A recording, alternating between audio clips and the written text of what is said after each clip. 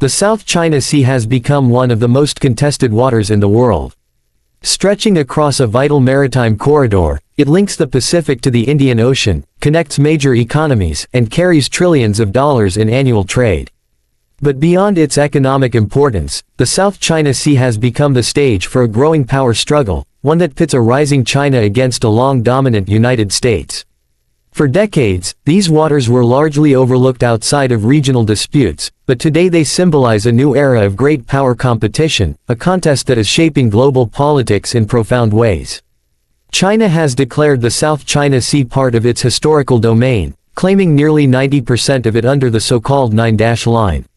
This sweeping claim has been met with criticism and legal challenges, particularly from Southeast Asian nations such as Vietnam, the Philippines, and Malaysia. But more than anything else, it has brought China into direct confrontation with the United States, a country that sees itself as the guarantor of open seas and international law. At the heart of this rivalry lies a clash not just over territory, but over influence, security, and the very balance of power in Asia. The roots of this confrontation stretch back decades. In the aftermath of World War II, the United States emerged as the dominant Pacific power, maintaining naval bases, alliances, and patrols across the region. China, weakened by civil war and political upheaval, played a limited role in maritime disputes.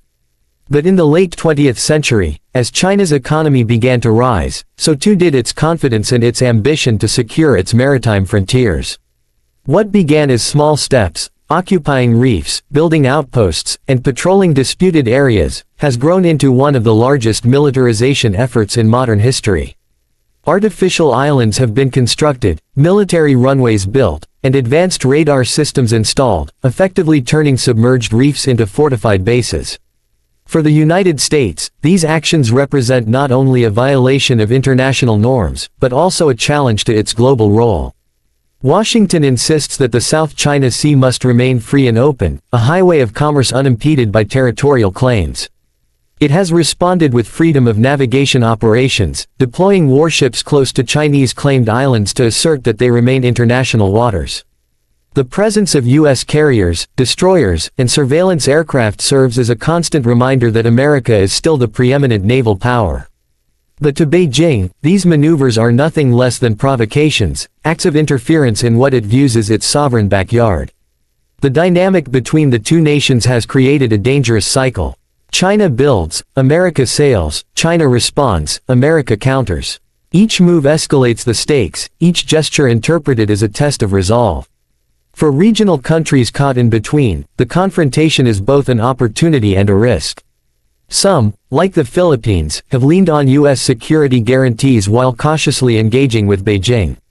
Others, such as Cambodia, tilt toward China, benefiting from investment and protection.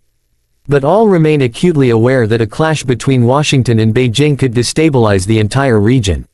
What makes this confrontation particularly volatile is the symbolism attached to it.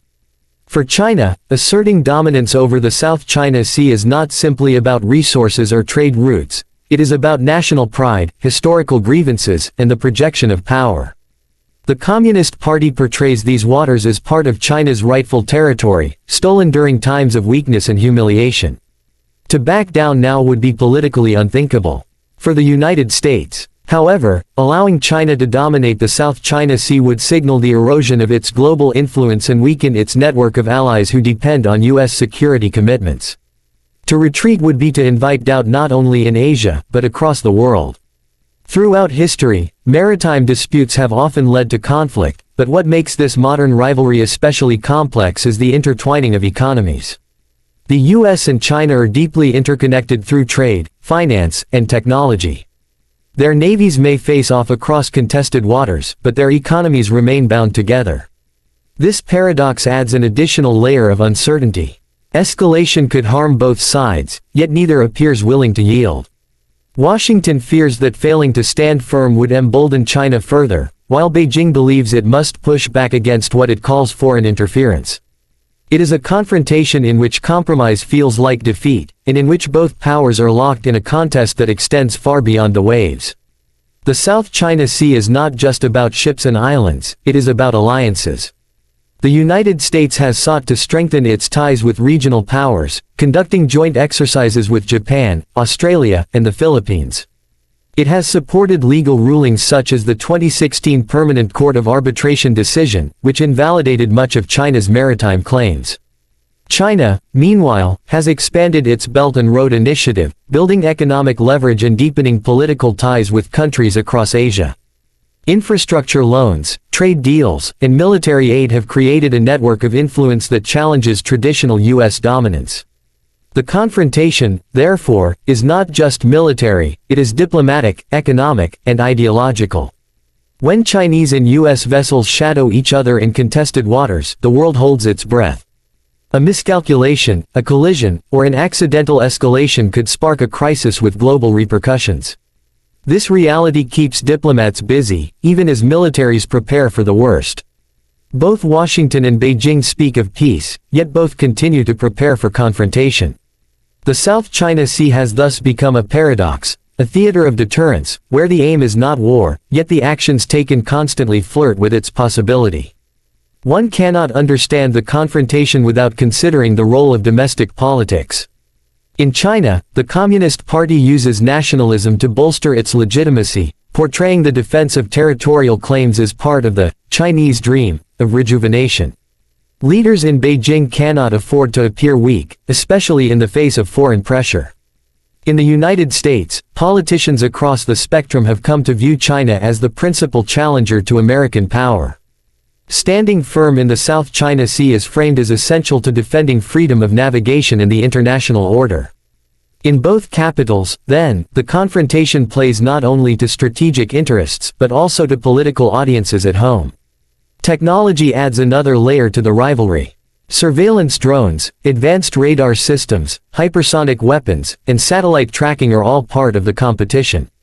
The South China Sea is not just a maritime dispute, it is a testing ground for modern military capabilities. Each side watches the other closely, measuring responses, testing tactics, and refining strategies. The competition here echoes beyond the sea, reflecting a global race for technological dominance. Just as space was once the frontier of Cold War rivalry, today the South China Sea embodies the frontier of 21st century competition. But the story is not only about confrontation. Diplomacy continues, often quietly, sometimes publicly. Talks between ASEAN and China have sought to create a code of conduct for the South China Sea, though progress remains slow. Occasional high-level meetings between U.S. and Chinese officials attempt to manage tensions, even as military activity intensifies. The very existence of these dialogues reflects a shared recognition of the stakes. Both sides know that open conflict would be catastrophic, not just for them, but for the entire world economy.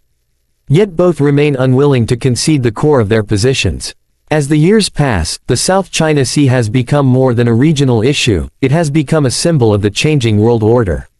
A rising China, a defending America, allies caught in the middle, and a global audience watching closely. What happens here will shape not only the future of Asia, but also the balance of power in the 21st century. The confrontation is ongoing, the outcome uncertain, and the stakes higher than ever. It is a contest that blends politics, history, economics, and strategy into a single, volatile mix. And it is a reminder that the story of the South China Sea is, in truth, the story of our time. A struggle between old power and new, between dominance and resistance, between order and change. The waves of the South China Sea may appear calm on the surface, but beneath them lies a storm of rivalry, ambition, and geopolitical struggle. As Chinese vessels patrol their claimed waters and American warships conduct their freedom of navigation exercises, the world watches, aware that the next great chapter in global history might well be written here. Whether this chapter becomes one of confrontation, compromise, or catastrophe remains uncertain. What is certain, however, is that the South China Sea will continue to shape the destiny of nations for years to come.